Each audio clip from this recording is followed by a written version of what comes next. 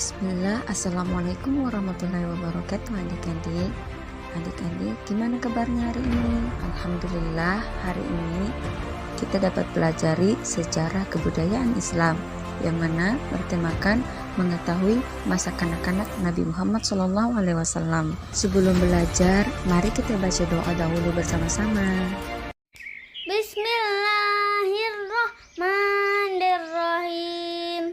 Raditu billahi rabba wa bil islami dina wa bi muhammadin nabiyya wa rasula. Rabbi zidni ilman warzuqni fahman. Amin. Alhamdulillahirabbil alamin. Nabi Muhammad lahir dalam keadaan yatim. Ayah beliau meninggal ketika beliau masih dalam kandungan. Pada usia 6 tahun, ibu beliau juga meninggal. Beliau pun menjadi anak yatim piatu. Kehidupan yang keras menimpa beliau menjadi manusia pilihan. Sikap umat Islam harus sesuai dengan teladan yang telah diberikan oleh Nabi Muhammad SAW.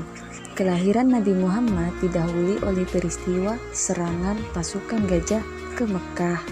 Oleh karena itu, masyarakat Arab menyebut tahun kelahiran Nabi Muhammad sebagai tahun gajah. Materi tentang pelajaran kita yang pertama adalah tentang kelahiran Nabi Muhammad, yang mana Nabi Muhammad adalah anggota kabilah Bani Hashim.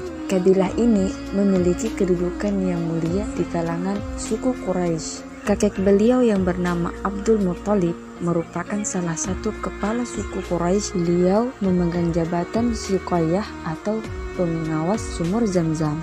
Tugas Siqayyah adalah menyediakan air yang dibutuhkan para pengunjung Ka'bah. Oleh karena itu, Abdul Muthalib menjadi orang yang berpengaruh di kalangan suku Quraisy. Walaupun demikian, Bani Hashim merupakan kabilah sederhana. Mereka tidak sekaya kabilah-kabilah yang lain dalam suku Quraisy. Ayah Muhammad bernama Abdullah. Ia merupakan salah satu putra Abdul Muthalib. Abdullah meninggal dunia ketika mengikuti kafilah dagang ke Syam. Ia jatuh sakit dan meninggal dunia di Yasrib atau Madinah. Peristiwa itu terjadi 3 bulan setelah Abdullah menikah dengan Aminah bin Wahab, ibu Nabi Muhammad SAW. Aminah binti Wahab berasal dari kabilah Bani Zuhra, baik dari garis keturunan ayahnya maupun ibunya. Nabi Muhammad merupakan keturunan Nabi Ismail dan Nabi Ibrahim. Tidak lama setelah peristiwa serangan pasukan gajah, Aminah binti Wahab melahirkan seorang anak laki-laki. Anak laki-laki itu bernama Muhammad. Ia lahir pada malam menjelang dini hari, Senin tanggal 12 Rabiul Awal tahun gajah, bertepatan pada tanggal 20 April tahun 571 Masehi. Pagi harinya, Abdullah Muthalib datang ke rumah Aminah. Setelah mendengar kabar itu, diangkatnya cucunya itu, diciumnya, didekapnya, lalu ia tawaf mengelilingi Ka'bah. Seminggu kemudian, Abdul Muthalib mengadakan selamatan. Semua orang Quraisy hadir dan ikut gembira. Pada saat itulah Abdul Muthalib memberikan nama Muhammad kepada cucunya, yang mana Muhammad berarti orang terpuji. Abdul Muthalib berharap agar cucunya menjadi orang terpuji di seluruh dunia.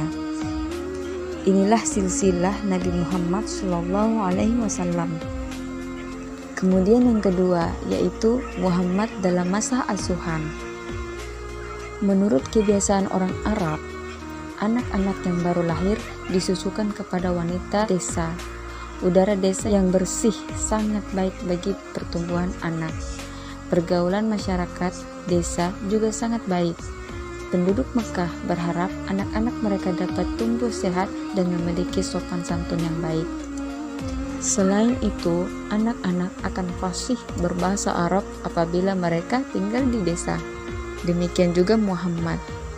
Ketika Nabi Muhammad lahir, ibu-ibu dari desa saat datang ke Mekah, mereka menghubungi keluarga-keluarga yang akan menyusukan anaknya. Desa Sa'ad terletak kira-kira 60 km dari Mekkah dan dekat dengan Taif. Desa itu terletak di daerah pegunungan sehingga udaranya tidak terlalu dingin dan tidak terlalu panas.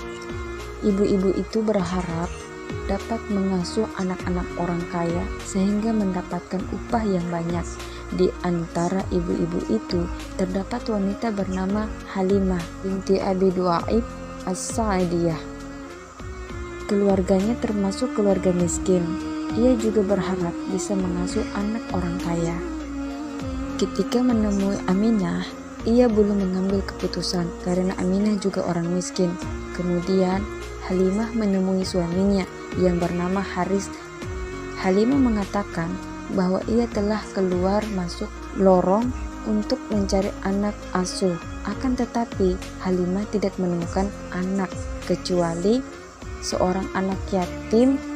Halimah mengatakan bahwa ia tidak sanggup mengasuhnya karena orang tuanya miskin. Walaupun demikian, Halimah mengatakan bahwa ia tertarik untuk mengasuh anak itu.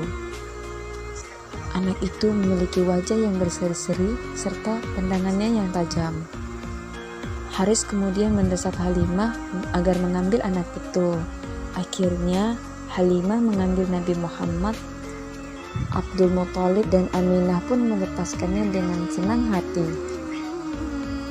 Dengan mengasuh Nabi Muhammad, Halimah berharap agar Tuhan memberkati ke seluruh keluarganya. Harapan Halimah dan suaminya menjadi kenyataan. Kehadiran Muhammad dalam keluarga miskin itu membawa berkah. Kambing yang mereka pelihara menjadi gemuk-gemuk dan menghasilkan lebih banyak susu. Rumput yang digunakan untuk mengembala kambing juga tumbuh subur. Kehidupan keluarga mereka menjadi cerah dan bahagia. Dalam masa kanak-kanak, Muhammad telah menunjukkan tanda-tanda kenabian. Ia sangat berbeda dengan anak-anak lainnya. Pada usia 5 bulan, ia sudah pandai berjalan. Pada usia 9 bulan, Nabi Muhammad sudah bisa berbicara. Pada usia 2 tahun, ia sudah bisa dilepas untuk mengembala kambing bersama anak-anak Halimah. Pada usia itu, ia berhenti menyusu. Saatnya pun tiba. Halimah harus mengembalikan Nabi Muhammad kepada ibunya. Dengan berat hati, Halimah harus berpisah dengan anak asuh yang membawa berkah itu. Aminah sangat senang melihat anaknya kembali dengan segar bugar. Perpisahan Halimah dengan Muhammad tidak berlangsung lama. Kota Mekkah diserang wabah penyakit. Untuk menjaga keselamatannya, Aminah kembali menyerahkan Muhammad kepada Halimah. Dalam masa asuhannya kali ini, Halimah dan anak-anaknya sering menemukan keajaiban. Anak-anak Halimah sering mendengar suara orang memberikan salam kepada Muhammad. Assalamualaikum ya Muhammad. Padahal mereka tidak melihat siapapun. Di saat yang lain, anak Halimah yang bernama Dimrah pulang dari bermain sambil menangis. Ia mengatakan bahwa ada orang yang menangkap Muhammad. Orang itu besar-besar dan berpakaian putih-putih. Halimah pun bergegas menyusul Muhammad. Sesampainya di sana, ia menjumpai Muhammad sedang sendirian menengadah ke langit. Setelah ditanyain Halimah, Muhammad berkata, "Ada 2 malaikat turun dari langit. Mereka memberikan salam kepadaku. Mereka membaringkanku, lalu membuka bajuku, membelah dadaku, dan membasuhnya dengan air yang mereka bawa. Lalu mereka kembali menutup dadaku.